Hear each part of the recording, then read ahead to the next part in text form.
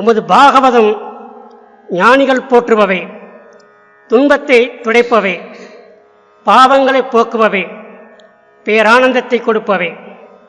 இத்தகைய பெருமைகளுடைய பாகவத் கதையை கேட்டுக்கொண்டிருக்கும் அனைத்து பக்தர்களின் இதயங்களில் விட்டிருக்கும் அந்த இறைவனுடைய திருவடிகளுக்கு என்னுடைய நமஸ்காரங்கள். என்றும் எப்போதும் ஆனந்தம் தரும் பாகவத் கதையில் இன்று மச்ச அவதாரமும் மகாவிஷ்ணு பற்றி மிக விரிவாக பார்க்கலாம். மச்சம் என்றால் அது ஒரு வகையான மீன். சமுத்திரத்தில் எண்ணற்ற மீன்கள் இருந்தாலும் அவற்றில் ஒரு சிறிய வகை மீன் இன்றும் காணப்படுகின்றது. அந்த சிறிய வகை மீனின் வால் பகுதியில் ஒரு மச்சம் இருக்கின்றது. அந்த மீனுக்கு மச்ச மீன் என்று இன்றும் அழைக்கப்படுகின்றனர். அது மட்டுமல்ல, ஆதி காலத்திலிருந்தே பல மீன்களின் வாயிலாக பல பக்தர்கள் கடவுளுடைய தரிசனம் பெற்று ஆனந்தமாக வாழ்ந்து கொண்டும் இருந்திருக்கின்றார்கள். உதாரணமாக, நாகப்பட்டினத்தில் வசித்து வந்த அதிபத்த நாயனரை பற்றி எல்லோருக்கும் தெரியும். அவருடைய பெருமையை இன்றளவும் நாம் பேசிக்கொண்டிருக்கின்றோம். அதற்கு காரணம் அவர் கடைப்பிடித்த தொழில் தர்மமாகும். அந்த தொழில் தர்மத்தை நாமும் வாழ்க்கையில் கடைப்பிடித்தால் எதிர்காலத்தில் நாமும் பெருமையாக வாழலாம். அந்த அளவுக்கு மீனின் பெருமையை பற்றி பல புராணங்கள் கூறிக்கொண்டே இருக்கின்றது. அதாவது 18ஆம் புராணத்தில் 16வது புராணமாக மச்ச புராணம் இன்று மீனை பற்றி மிக விரிவாக கூறப்படுகின்றது. அது மட்டுமல்ல, ஆதி காலத்தில் இந்த பாரதம் அகண்ட பாரதமாக விளங்கியது. அந்த அகண்ட பாரதத்தில் பாண்டிய நாடு ஒரு பகுதியாக திகழ்ந்தது. இந்த பாண்டிய நாடு சமுத்திரத்தின் ஏரியாவில் உள்ள அனைத்து பகுதியிலேயும் இந்த பாண்டிய நாடு பரவியிருந்தது. இதன் காரணமாக சமுத்திரத்தின் பக்கத்தில் இருந்த காரணத்தினால் மீன் வளம் அதிகமாக இருந்தது. அந்த மீன் வளத்தினால் அங்குள்ள மக்கள் செழுமையாகவும் வளமையாகவும் வாழ்ந்து வந்தனர். இதனால் அந்த மக்கள் எல்லோரும் மீனின் பெயரால் ஒரு அம்மனை பிரதிஷ்டை செய்து அதற்கு மீனாட்சி என்று பெயரிட்டு அவர்கள் வழிபட்டு வந்தனர். மீனாட்சி தேவியும் அங்குள்ள மக்களை மீன் கண் போன்று என்றும் இமைக்காமல் அங்குள்ள பக்தர்களையும் மக்களையும் பாதுகாத்து வந்த வண்ணம் இன்றும் இருக்கின்றதாக புராணங்கள் கூறுகின்றன. அத்தகைய பாண்டிய நாடு பரப்பளவே ஆதி காலத்தில் விஷ்ணு பக்தன் என்பவன் சத்தியவிரதன் ஆண்டு வந்தான். சத்தியவிரதன் கடவுளின் வழிபாட்டிலும் பக்தியிலும் செலுத்துவதில் மிக வல்லவனாக இருந்தான். அது மட்டுமல்ல, தினசரி சந்தியாவந்தனம் செய்வதிலும் அவன் அக்கறை காட்டி வந்தான். அன்பார்ந்த பக்தர்களே, சத்தியவிரதனை பற்றி இப்போது நாம் பெருமையாக பேசிக்கொண்டிருக்கின்றோம். அதற்கு காரணம் அவர் கடைப்பிடித்த பக்தி, வழிபாடு, சந்தியாவந்தனம் என்பவற்றை சிரத்தையோடு செய்த காரணத்தினால், பிரார்த்தனையும் செய்த காரணத்தினால் அவர் பெருமையோடும் பிரகாசமாகவும் அவர் வாழ்ந்து வந்தார். அதே போன்று நாமும் இன்றைய வாழ்க்கையில் பிரார்த்தனையோடு நாம் அதிகாலையில் நாம் வாழ்க்கையை ஆரம்பித்தால் அன்றைய நாள் கண்டிப்பாக பிரகாசமாக இருக்கும் என்பதில் சந்தேகமே இல்லை என்று எல்லோரும் உணர்ந்து கொள்ளுங்கள். இவ்வாறு சத்தியவிரதன் தினசரி சாயங்கால வேளையில் சந்தியாவந்தனம் இருப்பதை ஒரு பயிற்சியாக இருந்து கொண்டிருந்தான். அவ்வாறு இருக்கின்ற சமயத்தில் ஒரு நாள் சத்தியவிரதன் பக்கத்தில் உள்ள வைகை ஆற்றில் இறங்கி சாயங்கால வேளையில் சந்தியாவந்தனம் செய்வதற்காக ஆரம்பிக்கின்றான். அவ்வாறு சந்தியாவந்தனம் செய்யும் பொழுது வைகை ஆற்றில் இறங்கி அந்த ஆற்றின் நீரை கைகளால் எடுக்கும் பொழுது அந்த கையினுள்ளே ஒரு சிறிய மீனானது தென்படுகின்றது. அந்த மீனானது மன்னனை பார்த்தவாறு இருக்கின்றது. பின்னர் மன்னன் அந்த மீனை அதே ஆற்றுத்தனில் விட்டு விடுகின்றான். அன்பார்ந்த பக்தர்களே, மீன் என்றாலே அழகானவை, எல்லோருக்கும் இஷ்டமானவை. அதற்கு காரணம் என்னவென்றால், சிறிய மீனாக இருந்தாலும் அதனுடைய சுறுசுறுப்பும் நீந்தும் தன்மையை பொறுத்து மக்கள் ஆர்வத்தோடு அதை ஆசையாக வளர்க்கவும் ஆரம்பிக்கின்றனர். இதன் காரணமாகத்தான் இன்று சில வீடுகளில் மீன் தொட்டிகளை அமைத்து கொண்டு அவற்றில் கலர் மீன்களை வைத்து கொண்டு அவை நீந்துவதை பார்த்து சந்தோஷமடைந்த வண்ணம் வாழ்ந்து கொண்டிருக்கின்றனர். அதை காட்டிலும் அதே மீனானது பேச ஆரம்பித்தால் இன்னும் அந்த மீன் மேல் ஆசை அதிகரித்து கொண்டே இருக்கும். இதன் காரணமாக அந்த சத்தியவிரதன் மன்னன் இரண்டாவது முறையாக ஆற்று நீரை கையில் எடுத்து சந்தியாவந்தனம் செய்ய முற்படும் பொழுது இரண்டாவது முறையும் அதே மீனானது அவனுடைய கையில் வருகின்றது. மன்னன் திரும்பவும் அந்த மீனை ஆற்றில் விடுகின்றான். மூன்றாவது முறையாக மன்னன் ஆற்று நீரை எடுத்துக்கொண்டு சந்தியாவந்தனம் செய்யும் பொழுது அதே மீன் திரும்ப வருகின்றது. அந்த மீனை ஆற்றில் விடுவதற்கு முன்னால் அந்த மீனானது பேச ஆரம்பிக்கின்றது. மன்னா, என்னை காப்பாற்று. நான் அழகிய சிறிய மீனாக இருக்கின்ற காரணத்தினால் இந்த நதியில் உள்ள பெரிய மீன்களெல்லாம் என்னை சாப்பிடுவதற்கு முயற்சி பண்ணுகின்றது. என்னை தயவு செய்து காப்பாற்று என்று அந்த மீனானது மன்னனிடம் சரணடைகின்றது. அன்பான பக்தர்களே, நாமும் பகவானிடம் சரணாகதி என்ற ஒரு தத்துவத்தில் பகவானிடம் சரணடைந்தால் வாழ்க்கையில் பல ஆபத்துகளிலிருந்தும் பயமில்லாமல் என்றும் சந்தோஷமாக வாழலாம் என்ற தத்துவத்தை இந்த மீனின் சரணாகதி என்று கூறுகின்றது. இவ்வாறு மீன் கேட்டுக்கொண்டதற்கு இணங்க அந்த மீனை கமண்டுளவில் போட்டு அரண்மனைக்கு எடுத்து செல்கின்றான் மன்னன். அவ்வாறு கமண்டில் உள்ள மீனானது மிக சந்தோஷமாக இருக்கின்ற சமயத்தில் அன்று இரவு அதிகாலை பிரம்ம முகூர்த்தத்தில் அந்த சமயத்தில் மீனானது சத்தம் போட ஆரம்பிக்கின்றது. இந்த சத்தத்தை கேட்ட மன்னன் திரும்பவும் கமண்டலுக்குள் பார்க்கின்றான். அந்த கமண்டலு அளவுக்கு மீனானது வளர்ந்து விடுகின்றது. உடனே அந்த மீனை எடுத்து ஒரு மிகப்பெரிய பாத்திரத்தில் அவற்றை போட்டு விடுகின்றான். அந்த மீனானது மிகப்பெரிய பாத்திரத்தில் ஆனந்தமாக அவை வளவந்த வண்ணம் இருக்கின்றன. அவ்வாறு இருக்கின்ற சமயத்தில் மறுநாள் அதிகாலையில் அதே பிரம்ம முகூர்த்த வேளையில் அந்த மீனானது சத்தம் போட ஆரம்பிக்கின்றது. உடனே அந்த சத்தத்தை கேட்டு மன்னன் அங்கு வருகின்றான். அந்த பாத்திரத்தின் அளவுக்கு ஏற்ப அந்த மீனானது வளர்ந்து விடுகின்றது. அன்பார்ந்த பக்தர்களே, பிரம்ம முகூர்த்தம் என்பது தினசரி அதிகாலை 3 மணி முதல் 5 மணி வரை அந்த நேரத்தை குறிக்கும். அந்த நேரத்தில் நீங்கள் கடவுளை பிரார்த்தனை செய்து உங்களுடைய கடமைகளை நீங்கள் செய்ய ஆரம்பித்தால் உங்களுடைய தொழில் வளம் பெருகும், கல்வி வளம் பெருகும், செல்வ வளம் பெருகும் என்று சந்தேகமே இல்லை. இதன் காரணமாகத்தான் என்னவோ ஆதிகாலம் முதல் சாதுக்கள் மகான்கள் எல்லோருமே அந்த பிரம்ம முகூர்த்தத்தில் எழுந்திருந்து சாதனைகள் செய்த வண்ணம் இன்றும் இருக்கின்றனர். இதன் காரணமாக அந்த மச்சவதாரத்தில் பிரம்ம முகூர்த்த வேளையில்தான் அந்த மீனானது வளர்ந்து கொண்டே வருகின்றது.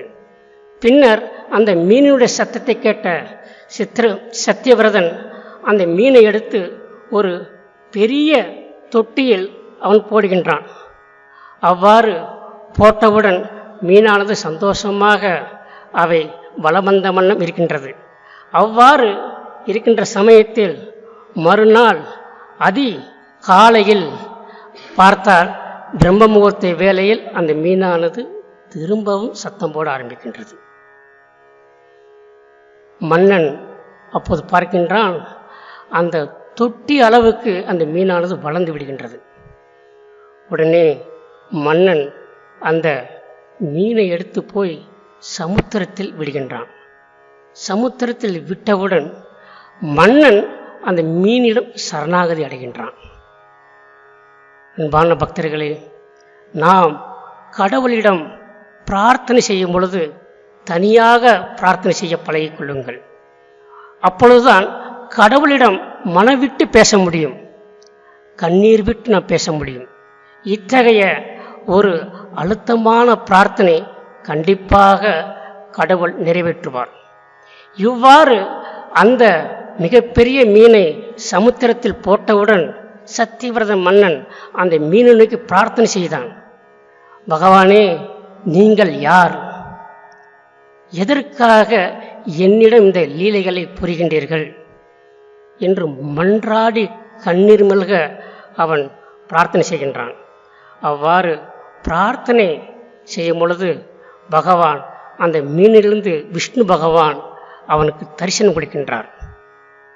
அவனுடைய பிரார்த்தனையை கண்டு பகவான் விஷ்ணு சத்தியவிரதனை பார்த்து, இன்று முதல் என்னுடைய அந்தரங்க பக்தனாக மாறுகின்றாய். இதனால் உனக்கு ஒரு தேவ ரகசியத்தை நான் கூறுகின்றேன். அந்த தேவ ரகசியத்தை யாரிடம் சொல்ல வேண்டாம் என்று சொல்லிவிட்டு சத்தியவிரதனிடம் மச்சவதாரம் உள்ள அந்த மீனானது தேவ ரகசியத்தை சொல்கின்றது. அது என்ன ரகசியம் என்றால், இன்று முதல் 15வது நாளில் மிகப்பெரிய மழை பெய்யும். அந்த மழையால் வெள்ளம் வரும். அந்த வெள்ளத்தால் பிரளயம் வரும். அந்த பிரளயத்தால் இந்த உலகம் அழிந்துவிடும்.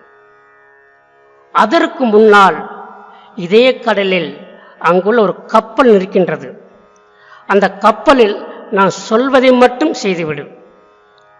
இந்த உலகத்தில் எத்தனை உயிரினங்கள் இருக்கின்றதோ அத்தனை உயிரினங்களில் ஆண் பெண் என்று ஒரு ஜோடியாக எல்லா இனத்திலும் ஒவ்வொரு ஜோடியாக எடுத்து வைத்துக்கொள். அதே ஒன்று எத்தனை தாவரங்கள் கொடிகள் இருக்கின்றதோ அவனுடைய விதைகளையும் வித்துக்களையும் சேகரித்து வைத்துக்கொள். இவ்வாறு உலகத்தில் உள்ள எல்லா மூலப்பொருள்களையும் எடுத்து முதலில் அந்த கப்பலில் வைக்க வேண்டும். காரணம் என்னவென்றால், பிரளயம் முடிந்து அடுத்த உலகம் ஆரம்பிப்பதற்கு, அடுத்த உலகத்தை தோற்றுவிப்பதற்கு இந்த உயிரினங்களும் மூலப்பொருள்களும் மூல காரணமாக இருக்கும். இந்த தத்துவத்தில் விஷ்ணு பகவான் மச்சவதாரம் மூலமாக சத்தியவிரதனுக்கு கூறுகின்றார். இவ்வாறு பகவான் கூறியதற்கு இணங்க சத்தியவிரதனும் அனைத்து மூலப்பொருள்களையும் சேகரித்து அந்த கப்பலில் ஏற்றுகின்றார். அவ்வாறு கப்பலில் ஏற்றுகின்ற சமயத்தில் அந்த கப்பலில் 7 ரிஷிமார்கள் இருக்கின்றனர். அது மட்டுமல்ல, அந்த கப்பலில் ஒரு வாசுகி பாம்பும் இருக்கின்றது. ஏற்கனவே பகவான் சத்தியவிரதனிடம் சொல்கின்றார், அந்த வாசுகி பாம்பை பார்த்து பயப்பட வேண்டாம். காரணம் என்னவென்றால், இந்த பிரளயம் ஆரம்பித்தவுடன், உலகம் அழிந்தவுடன் கப்பலானது மிதக்க ஆரம்பித்துவிடும். அந்த மிதக்கின்ற சமயத்தில் நான் ஒரு பெரிய மீனாகவும் கொம்புள்ள மீனாகவும் நான் வலம் வருவேன். அப்பொழுது இந்த வாசுகி பாம்பை கப்பலில் ஒரு முனையும் என்னுடைய வாலில் ஒரு முனையும் கட்டிவிடு. அப்பொழுது உங்களை இந்த கப்பலையும் இழுத்து கொண்டு நான் பயணித்து கொண்டே இருப்பேன் என்று ஏற்கனவே பகவான் சொன்னதற்கிணங்க சத்தியவிரதன் எல்லா மூலப்பொருள்களையும் கப்பலில் எடுத்து வைக்கின்றான். விடாது மழை பெய்கின்றது, பிரளயம் உருவாகின்றது, உலகம் அழிந்து கொண்டிருக்கின்றது. அந்த சமயத்தில் பகவான் மச்சவதாரமாக எடுத்துக்கொண்டு கடல் உள்ளே இருந்து வெளியே வருகின்றார். சத்தியவிரதனும் அந்த வாசுகி பாம்பை கொண்டு கப்பலையும் ஒரு முனையில் கட்டிவிட்டு மறுமுனையால் அந்த மீனின் வாலில் கட்டிவிடுகின்றான். இவ்வாறு அந்த மீனானது அந்த கப்பலை இழுத்து கொண்டு அந்த கடலில் பயணம் சென்று கொண்டே இருக்கின்றது. அப்பொழுது சத்தியவிரதன் நினைக்கின்றான், இந்த மீனுதான் நம்மளை காப்பாற்றியது, இந்த மீனால் தான் அடுத்த உலகம் உற்பத்தியாக போகின்றது, இந்த மீனால் தான் நமக்கு சந்தோஷம் அடைகின்றது, இந்த மீனை நாம் மறக்கக்கூடாது என்பதற்காக பாண்டியன் நாட்டின் கொடியில் மீன் சின்னத்தை அவன் பொருத்தி விடுகின்றான். இன்றளவும் பாண்டிய நாடு என்றாலே அந்த மீன் கொடிதான் எல்லோருக்கும் ஞாபகம் வரும். இவ்வாறு அந்த மிகப்பெரிய கொம்புள்ள மீனானது கடலில் பயணிக்கும் பொழுது கடலில் அந்த மீனோடு ஏராளமான மீன்களும் அதோடு பயணிக்கின்றன. அதாவது பறக்கும் மீன், மச்ச மீன், பாறை மீன், வஞ்சரை மீன் என்று பலவிதமான மீன்களும் அந்த மச்சவதாரத்தோடு பயணம் செய்த வண்ணம் இருக்கின்றன. இவ்வாறு பிரளயங்காலத்தில் அந்த மீனானது கப்பலை இழுத்து கொண்டிருக்கிற சமயத்தில் பிரம்மதேவருக்கு படைக்கும் தொழில் வேலையெல்லாம் போய்விடுகின்றது. எப்பொழுது பிரளயம் முடிகின்றது அப்பொழுதுதான் உலகத்தை தோற்றுவிக்க முடியும். அதுவரை பிரம்மதேவன் ஆழ்ந்த தவத்திலும் தியானத்திலும் இருக்கின்ற சமயத்தில் திடீரென்று ஹயக்கிரீவன் அசுரன் அங்கு வந்து தியானம் செய்து கொண்டிருக்கின்ற பிரம்மதேவருடைய கையிலுள்ள வேதந்த புத்தகத்தை எடுத்து செல்கின்றான். எடுத்து சென்று கடலில் போய் அவன் மறைந்து விடுகின்றான். பிரம்மதேவர் பயப்படுகின்றார். படைப்பு தொழிலை நாம் படைக்க வேண்டுமென்றால் அந்த வேதங்கள் அவசியம். வேதங்கள் அசுரனுடைய கைக்கு போய்விட்டது. என்ன செய்வது என்று தெரியாமல் பிரம்மதேவர் ஸ்ரீமன் நாராயணரை நோக்கி அவர் பிரார்த்தனை செய்கின்றார். நாராயண பெருமாளோ கடலில் மச்சவதாரம் எடுத்துக்கொண்டு ஆனந்தமாக நீந்திக் கொண்டிருக்கின்றார். பிரம்மதேவருடைய அந்த பிரார்த்தனையை மச்சவதாரமுள்ள மகாவிஷ்ணு கேட்டுவிடுகின்றார். அந்த நிமிடத்திலேயே கொம்புள்ள மீனாக உள்ள மச்சவதாரம் விஷ்ணு பகவான் கடலுக்குள் அடியில் சென்று அந்த அசுரனை சண்டை போட்டு அவர் கையில் உள்ள வேதத்தை எடுத்து வந்து பிரம்மதேவரிடம் கையில் கொடுக்கின்றார். இவ்வாறு கொடுத்த காரணத்தினால் விஷ்ணுவுக்கு வேத நாராயணர் என்ற பெயரால் இன்றும் அழைக்கப்பட்டுள்ளது. அவ்வாறு பிரம்மதேவர் வேதத்தை வாங்கியவுடன் பிரளயம் முடிந்ததும் சத்தியவிரதன் கொண்டு வந்த மூலப்பொருள்களால் பகவான் திரும்பவும் உலகத்தை படைக்கின்றார். பிரம்மதேவரும் உலகத்தை படைப்பதற்காக அவரும் அந்த வேலையை ஆரம்பிக்கின்றார். உலகமானது திரும்பவும் அவை பல நிலையடைந்து பல உயிர்கள் ஆனந்தமாக வாழ்ந்து வருகின்றன. இவ்வாறு இருக்கின்ற சமயத்தில் வேதத்தை மீட்டு பிரம்மதேவரிடம் கொடுத்த அந்த வேத நாராயணன் இன்றும் பூலோகத்தில் வழிபட்டு பக்தர்கள் பயனடைந்து வருகின்றனர். இத்தகைய வேத நாராயண ஆலயம் எங்கு உள்ளது என்று பார்த்தால் சென்னையிலிருந்து ஊத்துக்கோட்டை வழியாக திருப்பதி செல்லும் வழியில் நாகலாபுரத்தில் இந்த ஆலயம் இன்றும் இருக்கின்றது. மிகப்பெரிய ஆலயமாக இருக்கின்றது. இந்த ஆலயத்தில் ஸ்ரீதேவி பூதேவியோடு பகவான் மச்சவதாரத்தோடு பக்தர்களுக்கு இன்றும் அருள்வாளித்த வண்ணம் இன்றும் இருக்கின்றார். பல பக்தர்கள் அங்கு சென்று பகவானை வழிபட்டு பலனடைந்த வண்ணம் இன்றும் இருக்கின்றார்கள். பக்தர்களே, மேற்கொண்ட பாகவத் கதையில் உலகம் எவ்வாறு தோன்றியது, அதற்கு பகவான் மச்சவதாரம் எடுத்து உலகம் உண்டாவதற்கு எப்படியெல்லாம் உதவி செய்கின்றார் என்பதை எல்லோரும் இப்போது தெரிந்து கொண்டீர்கள்.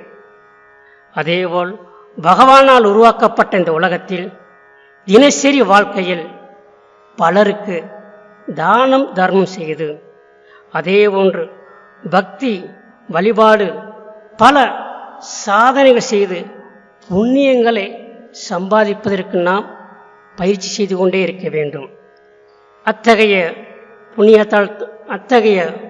புண்ணியத்தால் தான் உங்களுடைய தினசரி வாழ்க்கையில் அமைதி, ஆரோக்கியம், ஆனந்தம் பெற்று என்றும் எப்போதும் வளமோடு வாழ எல்லா வல்ல மச்சவதார மூர்த்தியான வேதநாராயண பெருமாளை மனதார பிரார்த்தனை செய்து நான் நிறைவு செய்கின்றேன். ஓம் சாந்தி சாந்தி சாந்தி. ஹரி ஓம் தட்சத். ஸ்ரீராமகிருஷ்ணார்ப்பணமஸ்து.